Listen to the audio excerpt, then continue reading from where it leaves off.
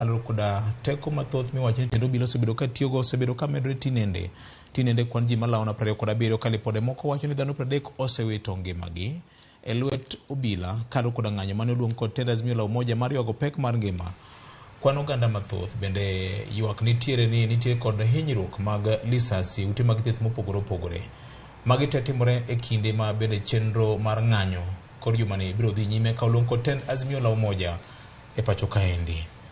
Bonyo, nyalo bedo ni Kenya olokore piny makorito gobila kaluwore koda kit teko mathoth ma obila tiyogo e kweyo jong'anyo. Kisungu moro ang'e ni Fred emajabul ga kisungu ni when you see it walk like a duck, talk like a duck. It's a duck. Ni kineno kuwuotho koyoyo, wan waluonge no jomoko luonge na tudo. Kineno ka gimoro wuotho koyoyo. Mano mnoyoyo. Apa ni kuma koro wachope ni VOJ nyaka wawach ne tend piny adiera makende. Ni Kenya okinyal rito gi luoro. Kenya okinyal rito gi buogo ji. Osekawo higini karibu 30. Nyaka ne Kenya go atua malach mane wawuoke gima kisungu luongo ni one party state. To bendo osego atua malach nyaka ne Kenya yud constitution mare 2010. Mano miyo teko e lwet japiny kendo nomiyo japiny thuolo malach mar timo gimoro amora modwaro manie bwo chik.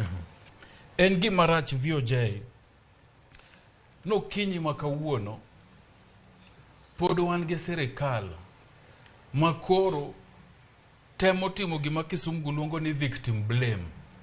Ni jok manyi goyo, jok manyi nego ema koro itemo kelo negi ketho, iwacho ni gin to ne giriwo kanyo nang'o. Wayie ayieya ni pile pile iwacho ni sirikal kato to kwesu meru to meru emiyawo godo lweny. Ipenje ni ento no mang'o kuma sirikal kale. Lakini nyaka wakwer sirikal. Kit teko mwaseneno kitiyo godo ne jong'anyo. Oken gino minyalo wacho no bila ne rakore gi jong'anyo to jong'anyo wuok ne gima ger. Ma en gimo keta mowach ni kawuono to kawadhi to wadwa timo achiel 2 3 ne jong'anyo gi mar buogo jopiny, mar thiro gigo makatiba miyo godo japiny teko. Nikech onge VOJ keneno kanda moro mane bwana moro wuok Madhare to wacho no obila ni onge kakubiro kiro tia gas ka koro we nyathina chang'owa gini owiyo nyathino chamuche ng'adore.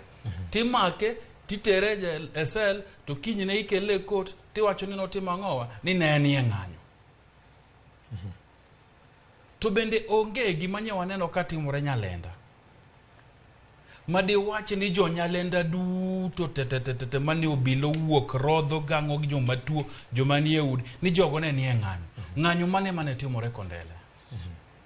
Omiyo VOJ ukinyi makawuono nyaka wawuogi mager ma wakwer ni oyo rach ok ber gino ma sirikal osetimo ne oganda majuluo. Erokamano.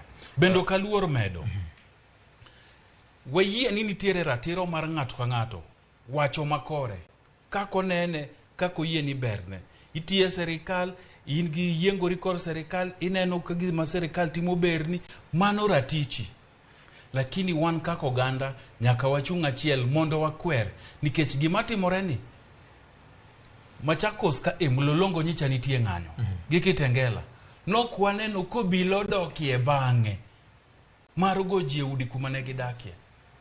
Pok waneno Mali ng'anyo setimore deri osenege nyaka jariyo pok wawinjo no bila dokie bang'e monjo ji e miergi kuma gidakie. Nang'o makaluo ni makisumo ni to tok ng'anyo to bila dhi e udi ji, obila dhi kuma ji odakie, obila monjo dukni ji. Nitie yore minyalo los godo weche. Lweny ok en achiel kuomgi. Erokamano. We wateri mana achiel kachiel monde